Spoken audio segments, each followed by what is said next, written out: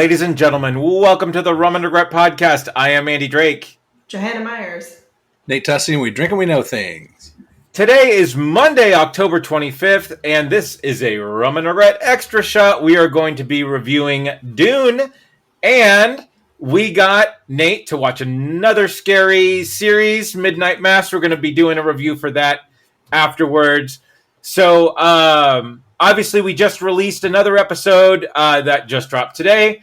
So our segments are on there, our normal segments. So we're just going to jump into the review and get going. Obviously, Dune, a novel written by Frank Herbert, was adapted by David Lynch in 1984, which is a movie that I love. And then again, it was a miniseries on Sci-Fi in the early 2000s, which we actually got Dune and Children of Dune, which actually features James McAvoy as Leto II. I never watched this. I gotta get my hands on it and watch this. But now we have the 2021 movie that just launched on HBO Max. Denis Villeneuve directed it, and let's get into first overall impressions, and then we can talk about what we liked, what we didn't like. And sort of go on from there. So, Joe, what did you think of this movie? So get the record scratch audio on hand, because I have to admit, I have never seen nor read a Dune. That's okay. This was my first foray into the Dune universe. The Duneverse, as it were. Oh. I see what you did there. So Dune's a hard book to read. There is real. Yeah, I mean, like Game of Thrones is a commitment, right? Like if you're going to get into Game of Thrones, but Dune, I think, is a harder read than Game of Thrones because there is a 30-page glossary of terms in there. Yeah. They give you all of the world building notes in the book. Like there's a map that if you don't know what you're doing, you will get lost in just the map. Yeah. Like you have to commit. And like you could read regular Dune and be fine and not like move on. Like they have their Empire Strikes Back in Dune Messiah, and then like Children of Dune and everything past that just gets weird. Like super weird. So I read Dune. I started Dune Messiah. I could not finish Dune Messiah. And this was back in the day when I actually read books. So, yeah. People do that again? Right. So I wouldn't, there's no fault in not being able to get through this book or even attempting it for that matter. Yeah. And never saw the movie. So just went into it pretty much completely blind. Okay. With my husband, who, to his credit, he played the computer game. So did I. So yes. He had a little bit more Dune knowledge than I did. Okay. That's the record scratch moment right there. Right. Bet you know Dune more than me. But no, we both loved this movie. Cool. It was awesome. There was a little bit of Game of Thrones-ishness in the beginning of trying to figure out, House Atreides, House Harkonnen, these guys, those guys, what's going on here? Okay, got it. And then the Dragonfly copters came out, and we were both like, holy crap, this is the coolest thing we've ever seen. Straight up Black Panther. Right. Crap, I haven't seen Black Panther either. Oh, good God. Is this when I get kicked off the podcast? Yeah, let's get a royalty-free record scratch, Andy. We're going to be using it a lot. Yeah, I think I can do that. Yeah, I thought it was like really fun. The music is amazing, and like at the end of it, I was like, "Where's the next one? Right, give me the next one." 100%. Yeah, Nate, what were your sort of initial thoughts on this so far? Yeah, sure. So I have a smidge more Dune than Ken, I think. So I read the original way back in the day, but I couldn't get through it. The first book. I remember watching the movie several times with my dad. Okay. And I remember getting scared of ever putting my hand into anything. Oh yeah, for a long time. because they really made that a lot easier to watch in this version. Yeah. I loved it. I, like Joe, immediately wanted more, and that's really,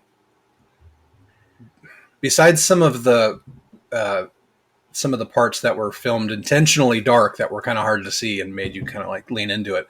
I get what he's doing there, and it worked really well. Yeah. I think the only complaint I have is not about the movie. It's about Warner Brothers not making, or at least preparing for a sequel before they sell the box office of this one. So yeah, I loved it. I think it's a brilliant movie. It's honestly, it wasn't as good as I thought it was going to be. I think just because I had put so much hype on it. Sure. So that's on me. That's not on the movie at all. Zimmer's score was just brilliant. I was really kind of surprised with Chalamet as the lead. He did pretty well. I think there were some moments where, it might have been a little flat, but in general, man, he did a great job. I think the cast in general was fucking brilliant, and the fact that we lost a lot of the big names in the first movie, spoiler alert, is kind of a bummer to me. I really wanted like a face-off between the Blade Master of Harkonnen and Atreides, kind of thing. Yeah, I loved it. I thought it was amazing. Yeah, no, I agree. I thought it was really good. So if we're talking Dune history, again, I read the book. I tried Dune Messiah. I couldn't get through it all.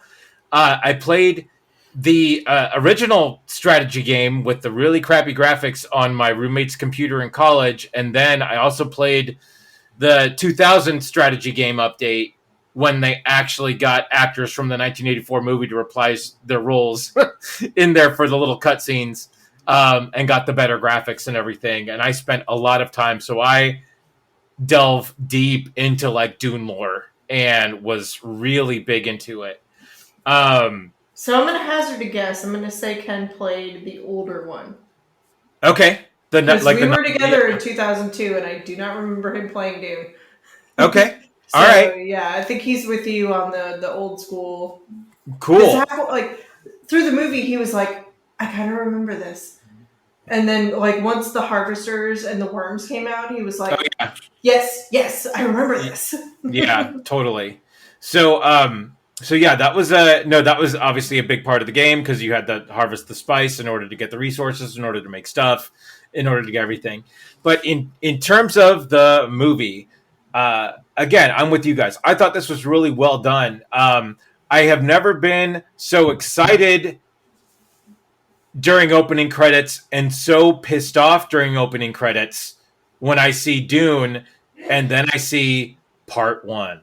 I was like, oh, that was brilliant. Oh, go to hell. Like, at that point, it's going to end at a point where you're just like, okay, when's the next one coming out? Right. Do you want to bet that the director slipped that in at the end? I absolutely 100%. Right. Yeah. It's like, 100%. I'm going to force you to make a sequel, mofos. Like, right. Part 1. Yeah. So, no, Joe, I think we can jump into things that we liked and things that we don't like right now. Joe, I'm totally with you and Nate on the score. I thought the score sort of complemented everything just really, really great. That was Hans Zimmer? It was Hans Zimmer, yeah. That's why I loved it. Yeah, right. Yeah, no, the dragonfly ornithopter design is just some of the coolest thing I've ever seen on film. I wish I could have filmed Ken watching this and just like, holy shit, oh my god. Like, he was so friggin' excited. That's fucking ass. Yeah, just watching it like start up and go and then, and then a working thing, it's not just imagining. Yeah, and then when Duke Leto does the dive to the harvester too, and they just all the wings go in and they fly through the little sandstorm as well. Oh man, they're really cool. It makes me upset. So we watched this at home. It makes me upset I didn't go to a theater to watch it. And I still have the chance to do it.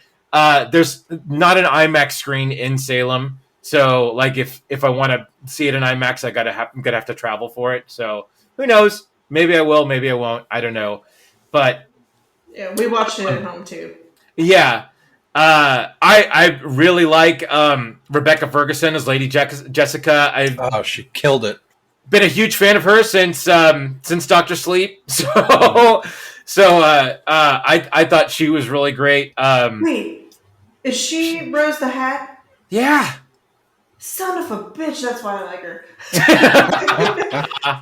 I have like a super crush on Rose the Hat. Oh man. I'll give you guys 2 guesses at what her natural hair color is, but you only need one.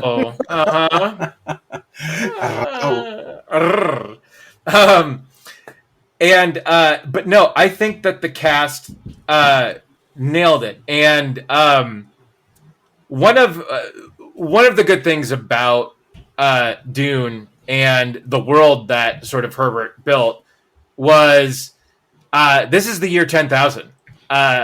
They do have cloning ability, so let me just say that some of the characters that passed on in this make a comeback later. I was just gonna say, I'm kind of like worried that a lot of people that went to see this movie for a certain somebody might not come to the next movie to see a certain somebody because he's no longer in it. Yeah, right. Like I saw a lot of Momoa fangirls just like, oh yeah, seeing Dune, and I'm like, right, okay. I mean, trust me, I've watched a lot of weird shit for Benedict Cumberbatch and whoever else I'm obsessed with. Oh no, absolutely, yeah. I'm like, just don't fuck this up for us, because all the nerds really want this movie to make a second one. Oh yeah, no, absolutely, and I enjoy. I also enjoyed too that they're taking their time to tell this story versus the Lynch version where they sort of force a lot of the story into sort of the time frame that that it took the same amount of time to tell the story of the full book, where we got half of the book this time around, and he really fleshed out part of that story, and we got a lot more of House Atreides than we did in the Lynch version, which is great because you just basically find out in the Lynch version that they're, hey, we're leaving the planet, we're going to Arrakis, and that's it. Mm-hmm. But yeah, I think the cast was a big up for this. Again, the music was a big up for this. And then just the fact that they did take their time with a lot of the things, and a lot of the characters that did sort of check out in this first version, we did get to spend some time with them and get to know them a little bit before they have their, their sort of their grand exits. So yeah. What do you guys, Joe, what are some of your takeaways from this that were really good? Pretty much what you just said. Like the fact that we did get a lot of time with characters that bounced, but also,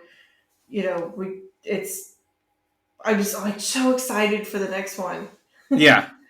And I have no idea what happens, and like I kind of should I read the books? Should I? Because now I'm just kind of like in that feverish moment of like, give me more Dune. Should I watch the old school movie? Should I read the books? Should I just leave it? Yeah. So I mean, like I said, the books are commitment. So like if you have the time and you really want to give it the old college try, go for it. Yeah, which I probably not, because I haven't even made it through Game of Thrones. Like I'm still well, I'm 2 books away. Game of Thrones. yeah. Well, no, I mean I still have a book left that he's written. Right. Yeah. So and the Lynch version is a lot of people don't like the Lynch version. I love it. I think it's really, really good. There are a lot of scenes that are in this movie that were in the Lynch version just because they're straight from the book, and obviously they have their own take of how things work. the personal shields are so hokey in the 1984 version.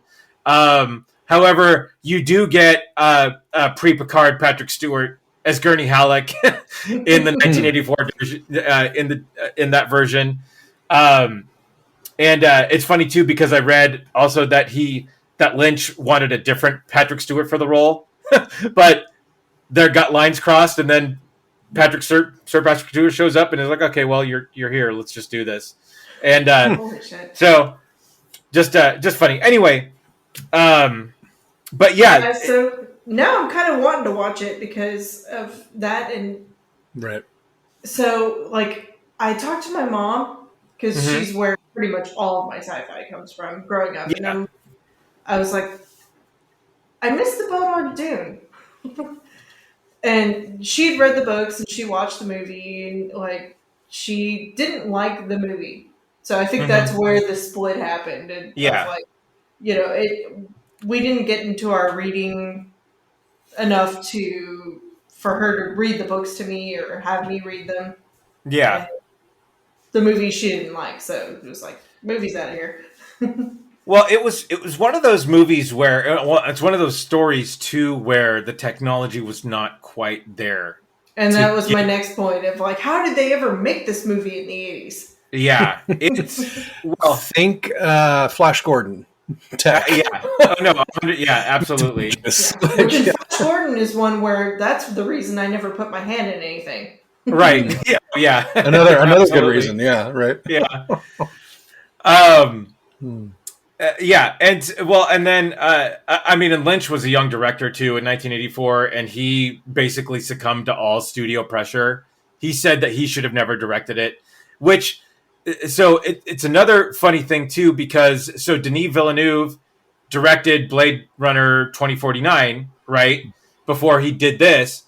But do you know who was actually scheduled to direct the 1984 Dune? Ridley Scott. But Ridley Scott decided to go to Blade Runner instead, which is crazy. So, yeah, I know, crazy. The lines have been crossed in a crazy sort of way. So, anyway, Nate, what did you like? What were some of like big takeaways from this that you really liked? Sure. I love the mix of practical and special CGI effects. I think they did a great job blending those together to the point where they were almost seamless. I really liked the way they did Baron Harkonnen, even though he's not as like crazy disfigured as he is in the first movie. Right. We haven't seen him. Well, I guess we did see him after the poison, but he was in his little black pool of whatever that was, with his olive oil and balsamic. Right. Yeah. Like, I just need some crusty bread. Anybody crusty bread? He's an Italian salad dressing. Right, exactly. Fresh Parmesan. Right. I loved the way that all of the tech was useful and not over the top. I did like the whole, house versus house, Game of Thrones, Mech Warrior, whatever analogy you want to put in there. They did a great job with that. Dude, Lady Jessica killed it. So did Duke, Leto Atreides, whatever. Oscar Isaac, thank you. Killed it. We didn't get to see enough of Zendaya to really see how she's going to do, but she's been pretty good in everything.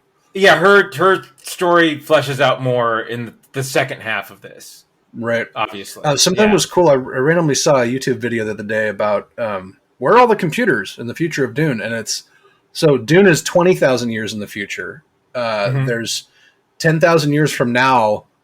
Well, before that, humans created a perfect AI, and the AI took over basically everything, the universe, whatever, known universe. And so they had what's called the Butlerian Jihad that takes place 10,000 years from now, where the humans overthrew the ultimate AI or whatever, and basically banned anyone from owning a thinking machine upon penalty of death. So even a calculator, toast. Yeah. That's why you have those guys. The Mentats are, Mentats, human, right. are human computers. Right, And when that's they roll their eyes back and they're white, that's they're him doing the computations. calculation. Yeah. Right, exactly. Yeah. So the fact that they banned that gave rise to the Bene Gesserit, the Mentats, and then what's the other one? The Space Guild. Space Guild, yeah, Space Traveling Guild or whatever. Mm-hmm. So it's interesting to see little bits and pieces of their history kind of sprinkled through. I love the idea that the grandfather used to do bullfighting for thrills.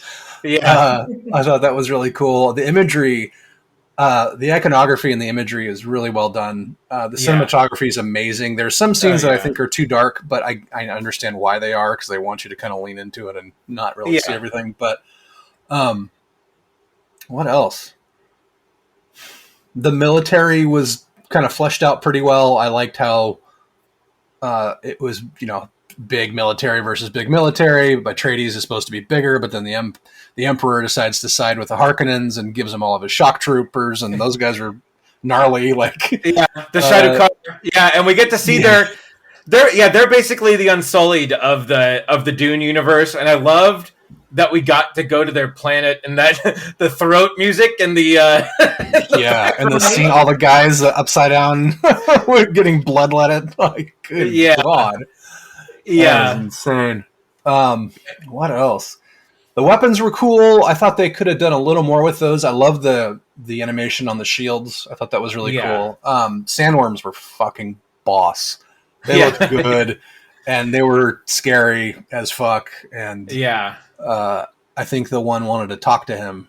Right. And, like, they're running for the rocks, and it's standing there just, like, doing the throat music at him. It's like, what's up, buddy? Yeah. There was definitely a connection there. Yeah. Really good beatboxers, I think. I mean, that's kind of it in a nutshell. I loved it. I just want to see more. Yeah. No, I absolutely agree. I think I agree with what you said initially, is that Warner Brothers did drop the ball. I think they're definitely sort of franchise scared right now and just want to see how things perform before they go. I obviously I ingest a lot of internet sort of news and everything. I did hear that the announcement for the sequel is supposed to come this week. Right. That they've all but signed off on it, and right now they're going to greenlight it, and then that's when it goes into pre-production, and they worry about schedules and all that good stuff.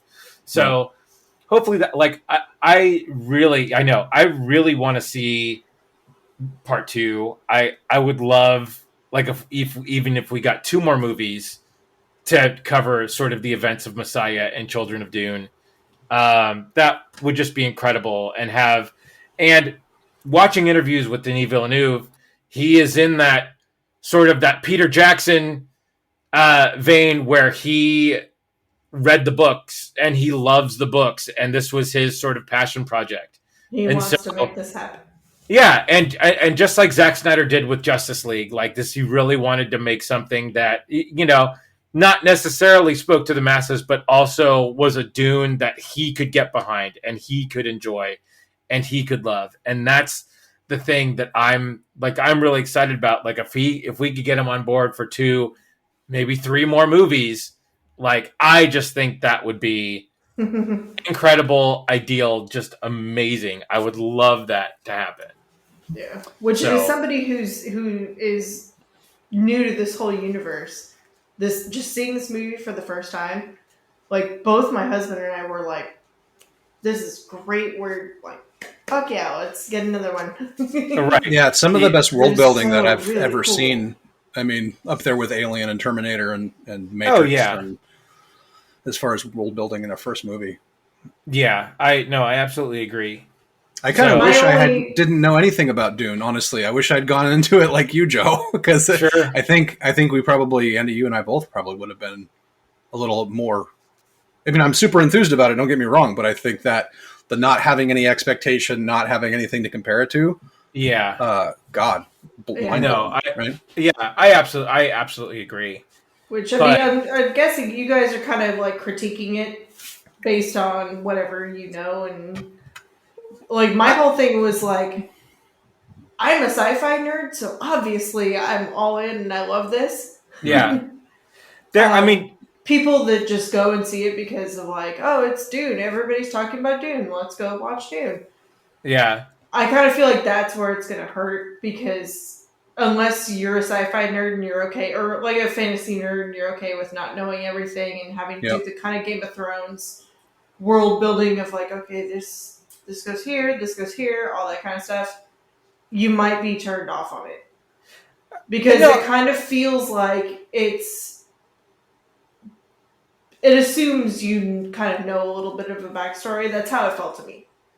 Right. Which I was able to catch up pretty quickly, but... Yeah. So as someone who hasn't seen it, I know you liked the movie, but... And I know you wanted more at the ending, but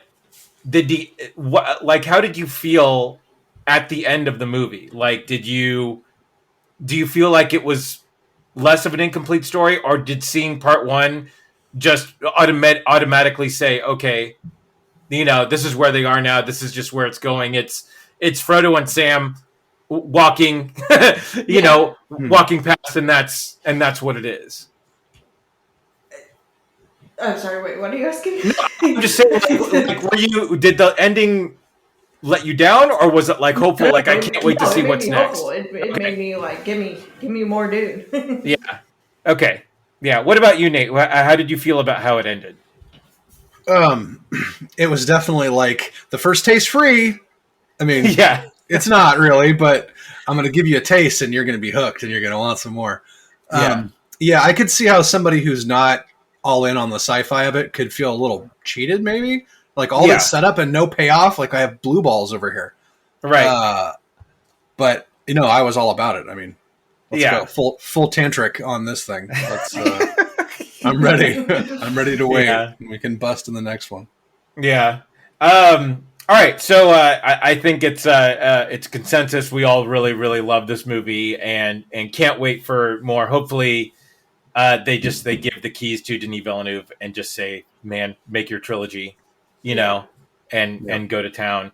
What happened with Star Wars? Just let the dude make his trilogy. Right. Yeah, they obviously didn't learn from the Snyder Cut because everyone's like, "Where's the rest of it? Come on, let's do this." Yeah. No, Nate, and you jumped away when you said this, so I don't know if you heard this, but like this was his passion project. Yeah, I did. Like he read Dune when he was younger, and he wanted to make the movie for.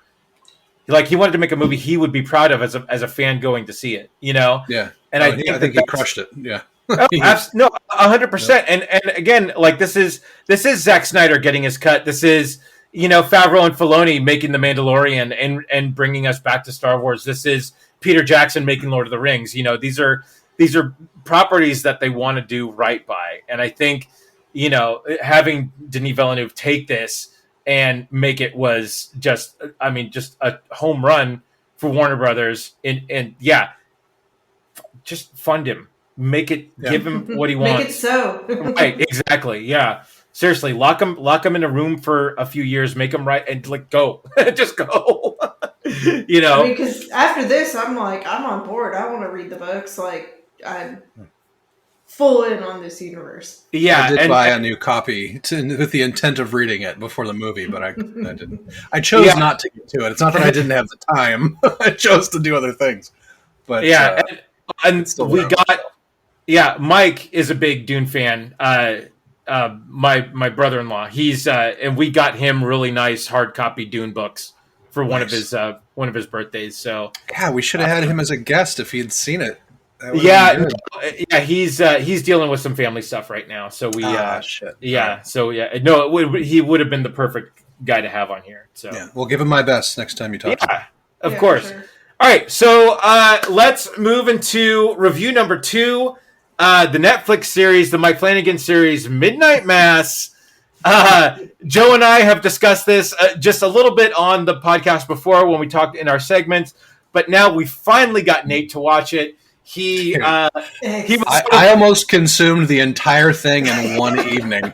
I was up until 2 a.m. until I just couldn't watch anymore. Yeah, I should have started it earlier in the day, like Joe was suggesting, because I got through the first 5 episodes and was like, what time? Holy shit! It's 2 in the morning. So Nate was the same thing. Yeah, Nate was live chatting us in our Rum Regret chat, and we could sort of follow along where he was. I stopped doing that too. I should have kept going with that. Yeah, but this, Joe and I have said this before. Like this was Flanagan's best, I think, so far that he's given Netflix. Just a really great take on the vampire series where, like, they usually happen in these really populous areas, and like, they're either hiding in, in plain sight, and there's sort of a bigger, sort of against each other. But now you have this, it happens to first a priest, right? And then on this nowhere island community, right? Where everybody knows everybody, everybody's in everybody's business. And I just thought that is such a brilliant setting for this story. And it was funny. So in the second episode, where I think the end of that episode is the storm, where you see the creepy sort of figure on the beach, right, running along, and Riley goes after, runs out there after him because he gets the sort of, Monsignor. He looks like the Monsignor. Yeah. Monsignor used to do this, right? And so creepy thin man. Right. So anyway, Jamie says, she's like, "Oh, I wonder if the priest is killing all those things." And I immediately say, "Oh, is this Silver Bullet?" And she's like, "What's that?" I'm like, "You haven't seen Silver Bullet?" And so now I'm filing divorce papers, obviously. But I haven't seen Silver Bullet either, so sorry. Dude, Ken almost divorced me over not seeing Silver Bullet. I'm assuming it's a werewolf movie. It is a werewolf movie. Everett McGill and Gary Busey, and one of Busey's Gary Busey. But Corey Haim actually plays the lead as a little boy who's in a wheelchair. But I think it was a late '80s movie. It's 85. I have seen this. I have seen this. Okay. Never mind. It was one of those movies that I watched a lot growing up, and but it had a certain similar theme, obviously, to Midnight Mass. But anyway, I've talked already so much. Let's get your opinion of this. And what did you think of this? Oh, me? Oh man, that is fucking brilliant. I mean, like I said in the chat, I pretty much called the beats before they happened, but it didn't matter, right? Because they delivered them so well, and the jump scares that were sprinkled throughout, and just the creepiness, and the like. Wow, there's some reflective eyes over there. Holy shit, they're 9 feet off the ground now. Like, oh.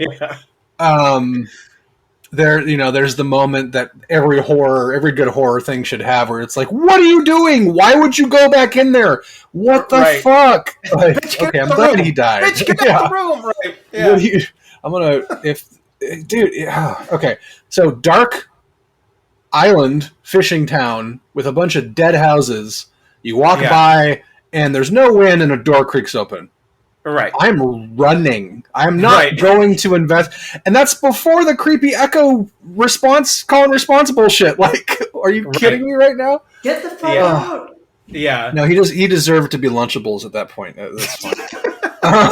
Well, his name was Bull. And... Yeah, exactly. I loved the way they did this. This show is going to win all the awards. Like, not forget the fact that the main priest actor, I'm not sure what his name was, actually killed it. Yeah. And he reminded me of the guy who played Dracula in the Netflix Dracula movie. Oh, that's right. Or show. Yeah. You remember that show? It was super bloody. Yeah. Reminded me of that actor quite a bit, so I'd be shocked if there isn't some connection there. But the Goody Proctor character, whatever her name was. Bev the Keaton, second. Samantha. Holy shit, that lady! I wanted. So, if you haven't figured it out by now, the people that listen to the show, I'm a pretty militant atheist when it comes to religion. So forget I love vampires, but forget the whole horror aspect. Forget everything else. The religious zealotry and just idolatry in this show made my skin absolutely crawl. Absolutely. How you were going to take to that? Oh my god! It was like, goo, I remember. No, you're flashing me back to shit. Yeah, I was having some pretty heavy PTSD from that, but likewise. Fuck, yeah. God, it was so good. I mean, the actor that played Riley was amazing. The actress that was his kind of squeeze back in the day was great. So Kate Siegel, I had no idea. Kate Siegel and Mike Flanagan are together. Parent. Oh, really? Yeah, they're together. So that's why she's in all of his stuff. But again, you wouldn't know it. She's so good, dude. Her scream when they're on the boat and the sun comes up, there have been those moments in other shows, and you these people sort of react with that weird sort of no, just it's legit. Horror. As if they actually immolated the actor in front of her. Absolutely, she wasn't ready for it seemed like she wasn't ready for it, and you're just and you feel it. I mean, oh my god, yeah. That moment for me was the real oh my god, that was just it was such a good. I was imagine your best friend just bursts into flames right in front of you. How the hell are you going to react? Right. Yeah. That's just, oh man, it was so incredible. I've seen this reference as monologue mass, because there is a fair amount of just. There's a lot of exposition for sure. Right. But it's worth it. And I think at that point, that makes all of it worth it. And then from there, it's the roller coaster just goes downhill, and you're like, oh fuck.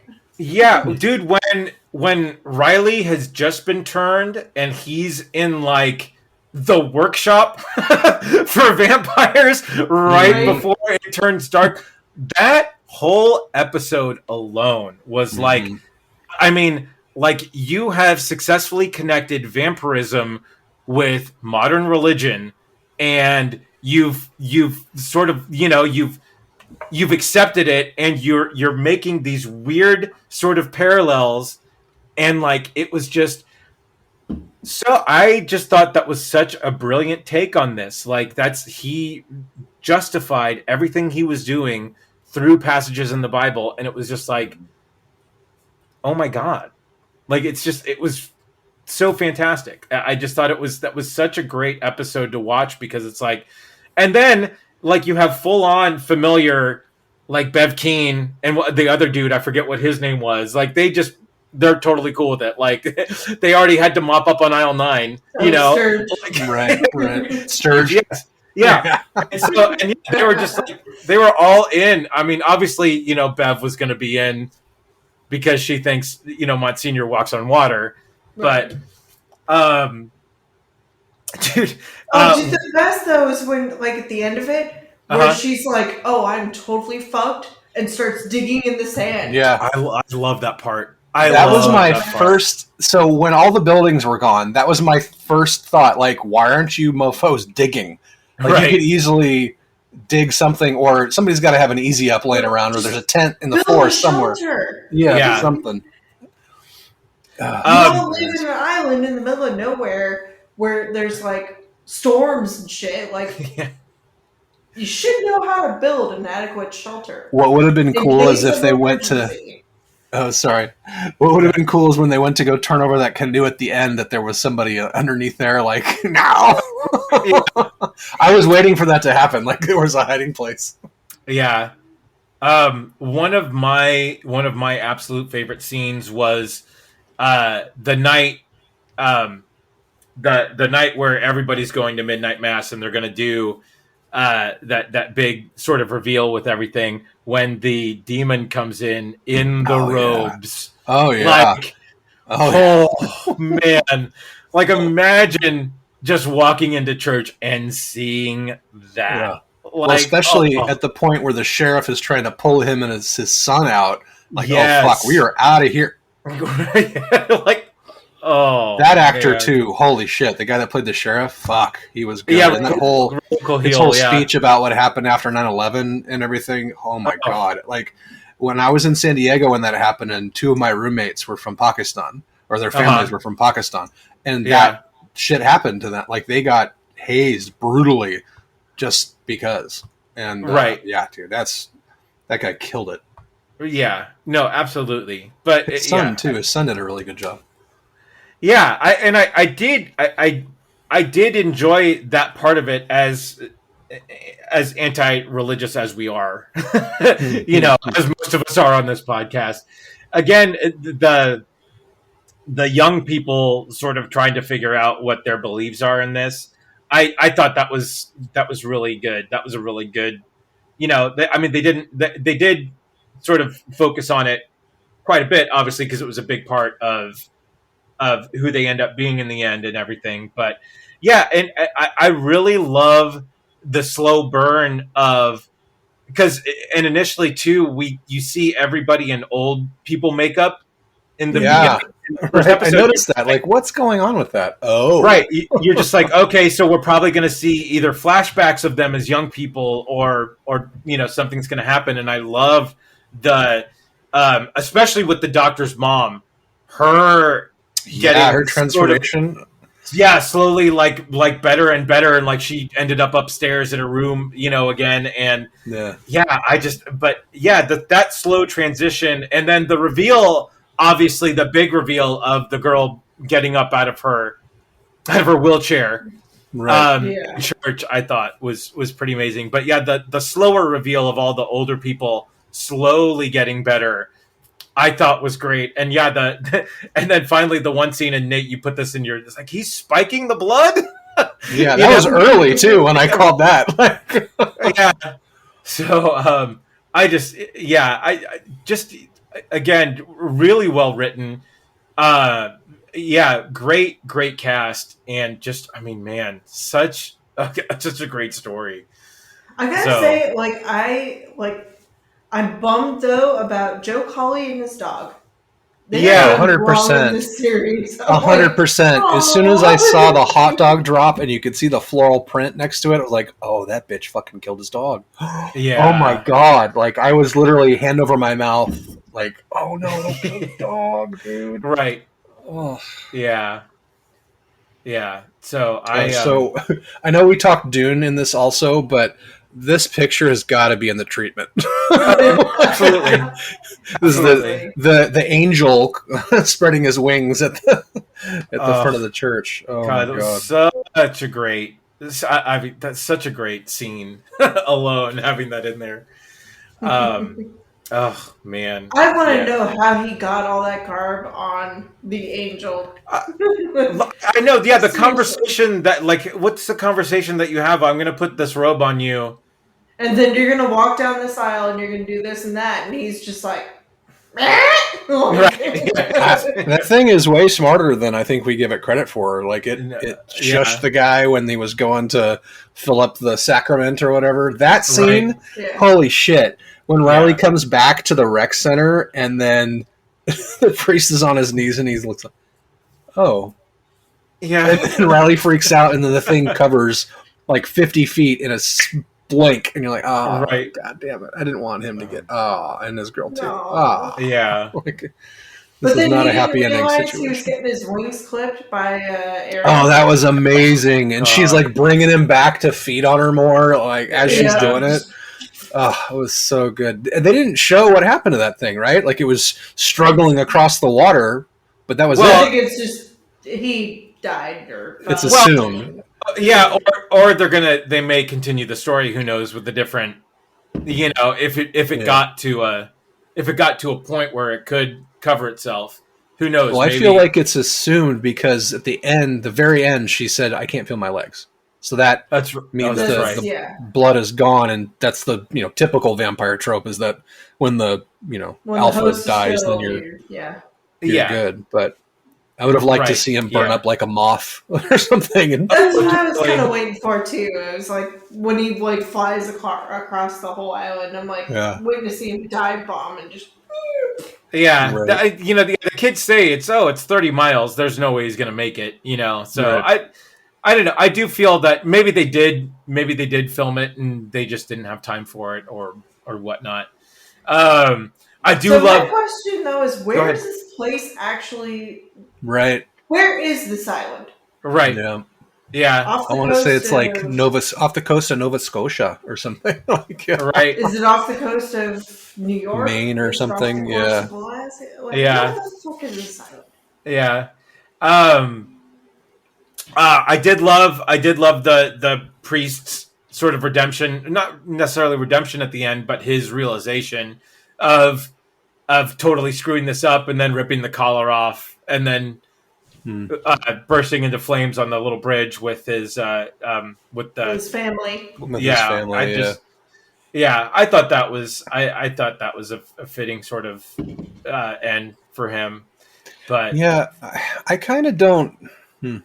So I don't buy the priest's turn at the end. Like he is such this fervent disciple of this angel thing, and then his second in command lets everybody out and everybody gets butchered or whatever, and the church is covered in blood. That's what snaps him out of his holy crusade to bring the angel to the masses. Like, it was his gal basically told him or looked at him like, "You're not no." He did all of this to keep his lover alive. Yeah. So when she was just like, this is not the person that I love, and I'm not okay with this. He was like, oh fuck, I fucked up. Yeah. Fair point. I agree. Like I think that you have, he had a certain idea on how everything was going to go, and then the second you get put Bev sort of in charge of stuff, shit. And everything just starts to go to hell, and then you have the midnight feast as it was in the church. God, I think that once you look at it, you're just like, this is not how I wanted this to go, and this isn't this was messed up from the beginning, but I had sort of a handle on it. Now I have no handle on it, and. And the whole reason I did this was for my wife, or for not my wife, but my gal. Right. And then the daughter dies, and he's like, "Oh, this is just fucked." Yeah. Yeah. So, but man, I can't wait to see what Flanagan does next. So this is just such a cool show and just such a great spin on the vampire mythos. I loved it. I thought it was great. So you said there's going to be possibly a season 2? I have no idea. That's just what I gathered from us not knowing the vampire's fate. He's going to do something radically different. It's going to be super awesome. I think so, and I think that's working. Honestly, I wouldn't. How this ended, I wouldn't want to. I probably wouldn't want a season 2 unless it measured up, and I don't know how this could. I don't know how you could capture this magic again. Yeah.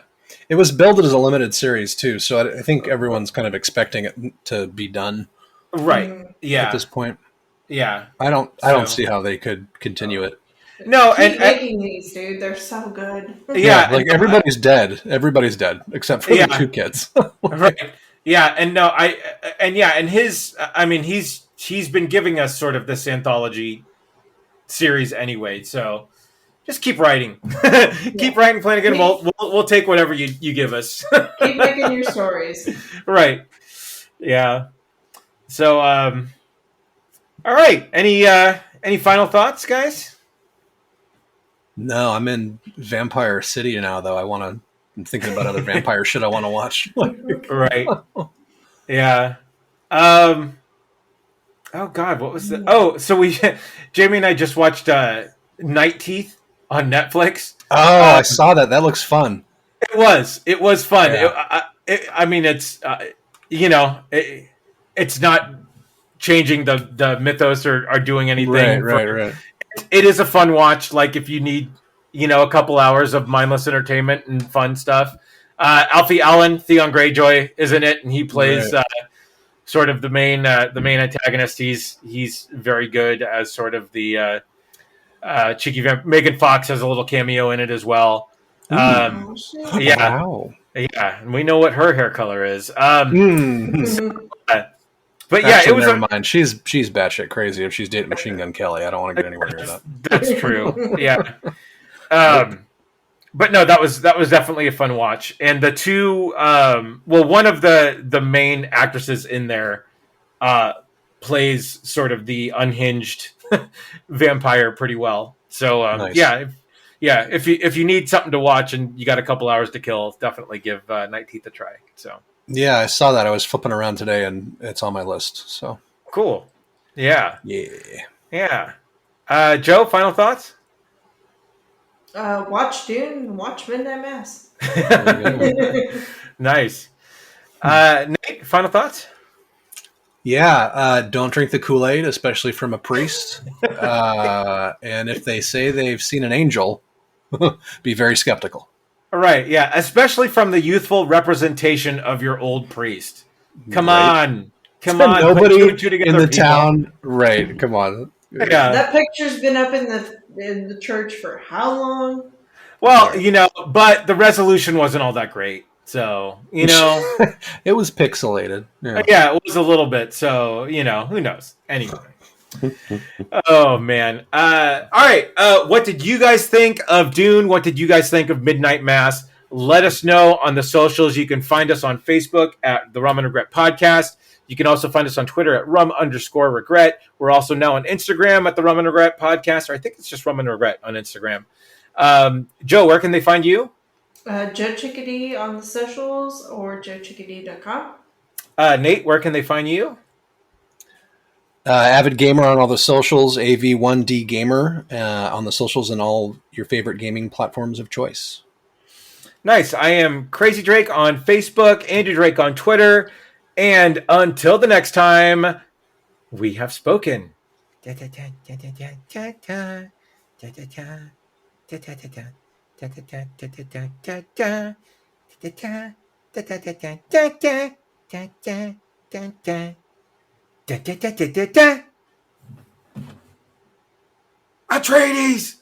The Kool-Aid! Atreides! We are Shai Halud.